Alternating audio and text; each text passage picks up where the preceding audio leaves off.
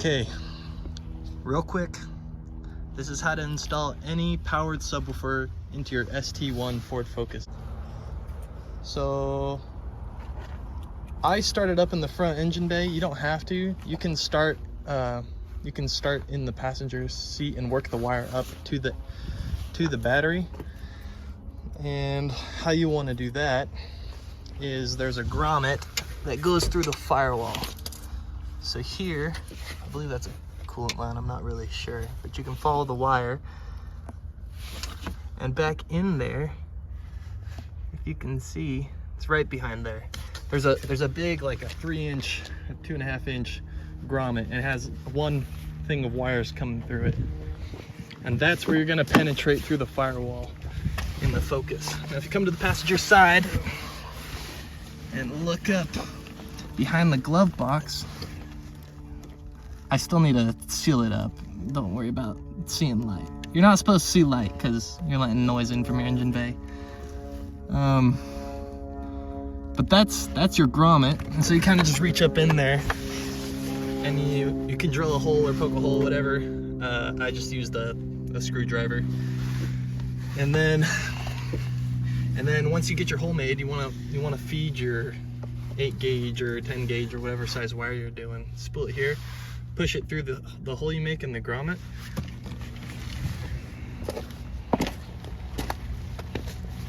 And then you drag it through the grommet, spool it up on your engine bay, and then you need to make up the connection to the battery. I got this in a kit off Amazon. It was recommended in all the YouTube videos I saw, but it's called the Boss kit, I guess. And this is a 50 amp breaker. This specific powered subwoofer only needs a 20 amp breaker. So, I mean, if you can get one cheaper, then do it. But this was a $25 kit. Includes all the wires, includes all the ends, includes the fuse and everything. So definitely super convenient. So what you do is disconnect your battery first. Disconnect the negative terminal. I just used the size 10 end wrench and got it out of there instead of having to work the battery out and everything. You don't have to go crazy with it. Just disconnect your negative and then loosen up this nut, crimp it on, put it on. I have a sound composer delete, so I have a open spot here. If you still have the sound composer, you probably won't have room to put the fuse here. I would say just, find someplace. You can either mount it lower or mount it above or mount it in front. You could probably mount it right there. Just take out your air filter and screw it right there. You probably have enough room for it.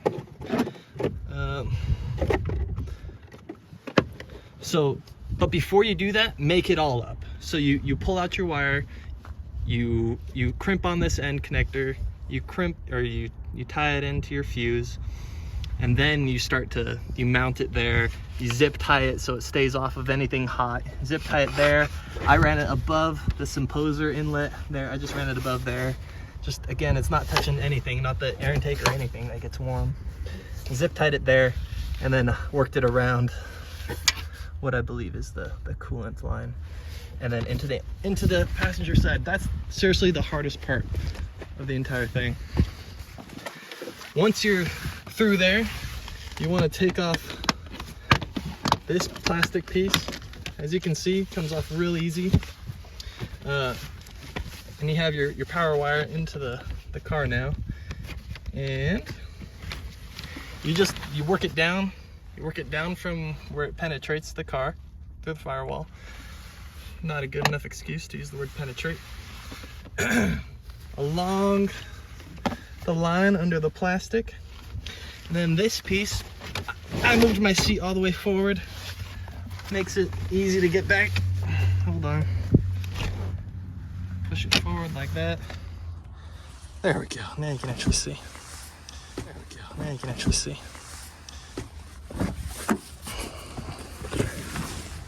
Ignore the boots. Ignore the work stuff. Definitely prepared for this by cleaning up the car. Okay, this piece comes off next. This column. I guess you don't technically have to. No, you definitely have to. Take this piece off next.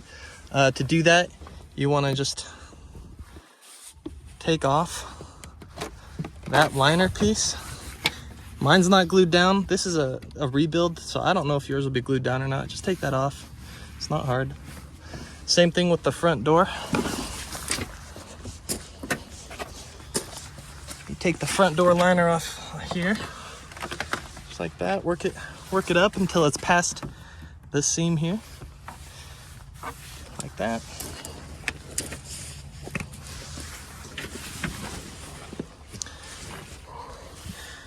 This piece can be kind of tricky to get off, but I found if you work at the driver's side and you get that side first, then you can just pull it away at the top. Pull that back a little more. Boom, boom. And then this piece lifts off of this one. So you just lift it up, boom, it's out. Just like that. Super easy. So again, there's my power wire.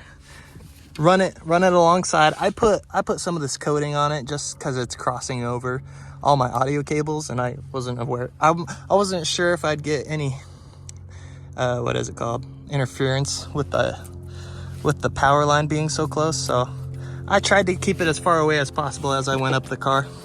But as far as I can tell, it's okay to cross. Just don't run them in parallel next to each other, but they can cross. It's not a big deal. This is the hardest part, the most technical part anyway. You have, obviously your door speaker is getting signal from your stock head unit. Again, this is an ST1. So bass sound system, there's no subwoofer stock in this car.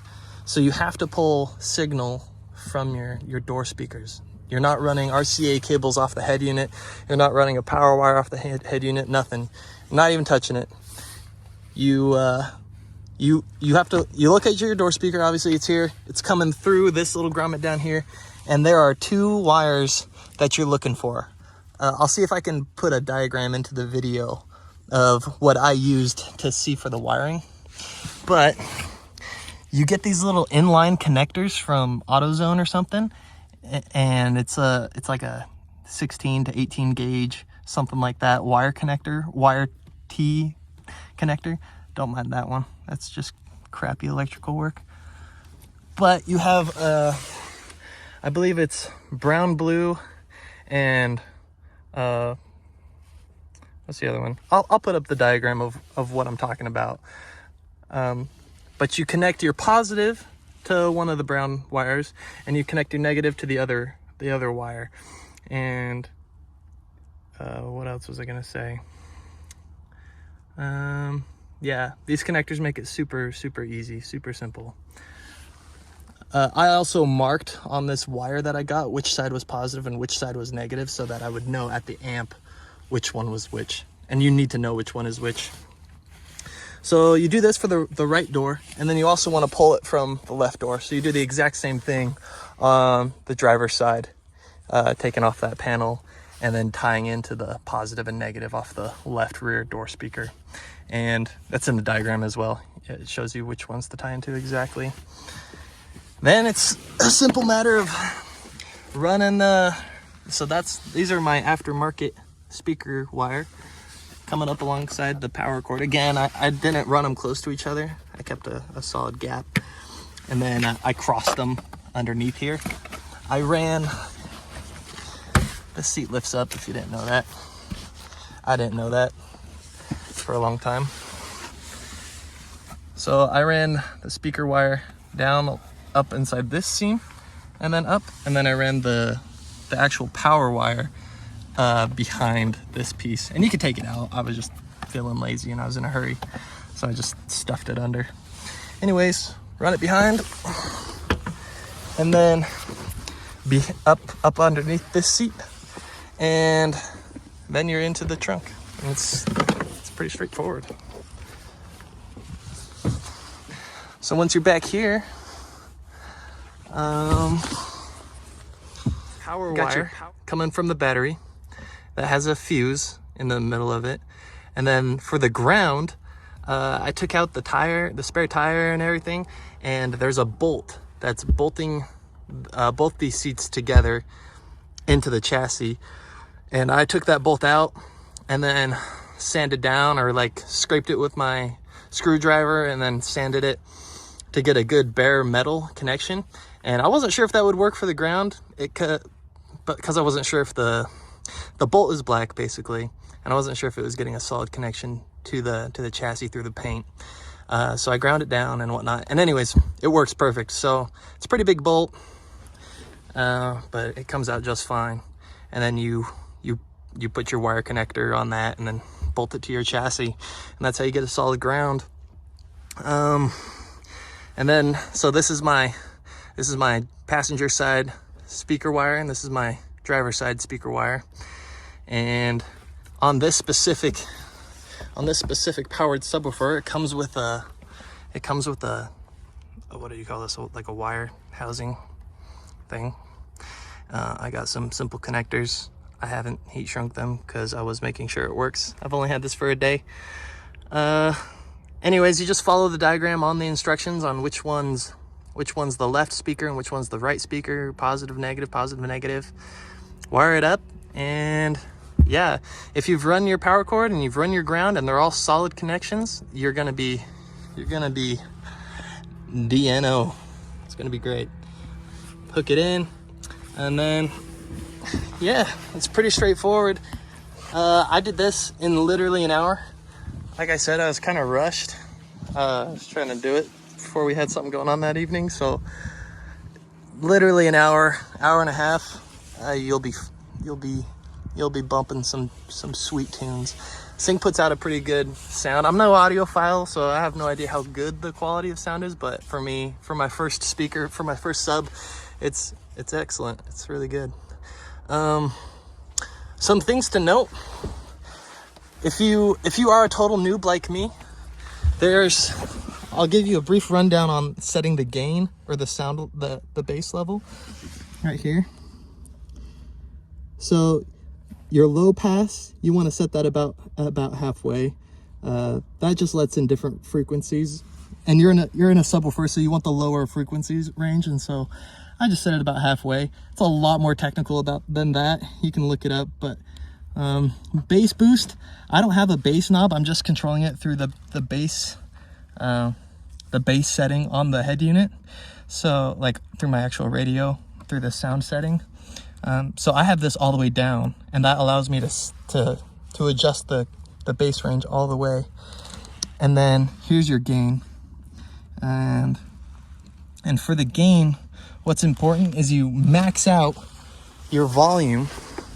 You max out your volume on the radio, or you set it to 3/4, whatever you listen to your music at the loudest without it clipping or chuffing or anything. You set it to the max that you can actually handle in your car.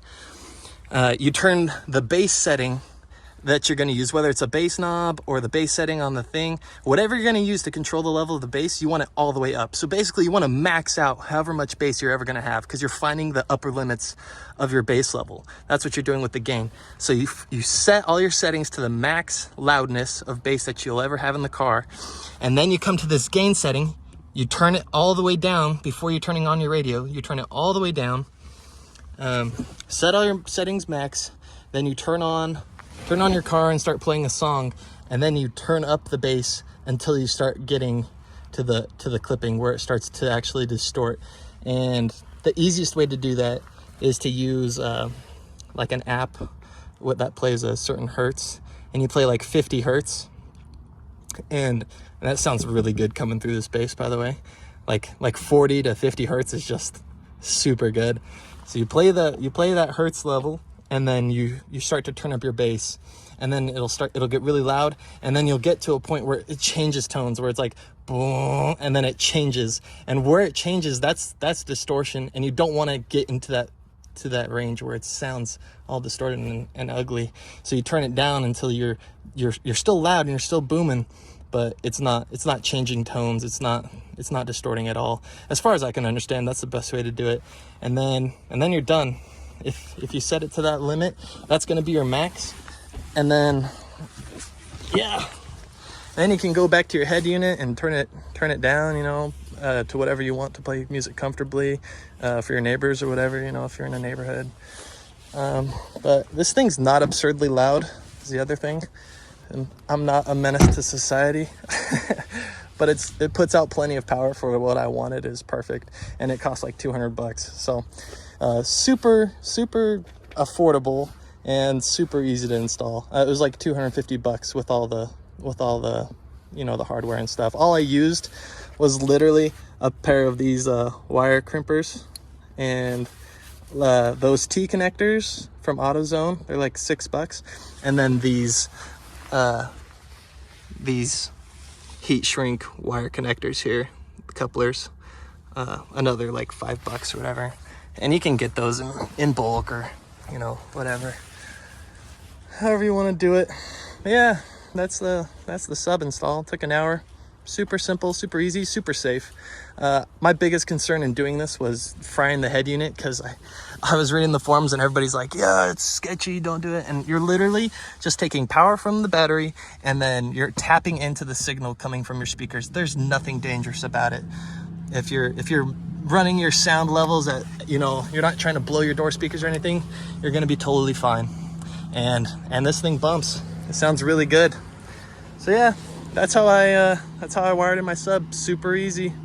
Again, it's an ST1, so it's the stock sound system. There's no subwoofer. I don't have the cutout or anything here. So what was I gonna say? Just yeah, be careful when you're stripping back the tape that's binding these together. The two wires you want are actually wound together, so that's a tip that helps you to find it easier, but I'll put in the diagram. Yeah, that's about it. If you have questions, ask. And you can do this all to a normal amplifier and a normal subwoofer as well. It doesn't have to be a powered sub, but if it's not a powered sub, you need to get an inline converter. So it changes the radio signal that you're getting, the high level input. It changes your high level input to RCA, low level input. And then that'll run right into a regular amp, which is a lot more technical. Well, a lot more technical. You're literally putting in a converter. That's all you're doing, and it's just as simple. So if you have questions, let me know. Yeah, it's exactly what I wanted. I love it. Highly recommend, especially for like $200. Can't beat it. All right, peace.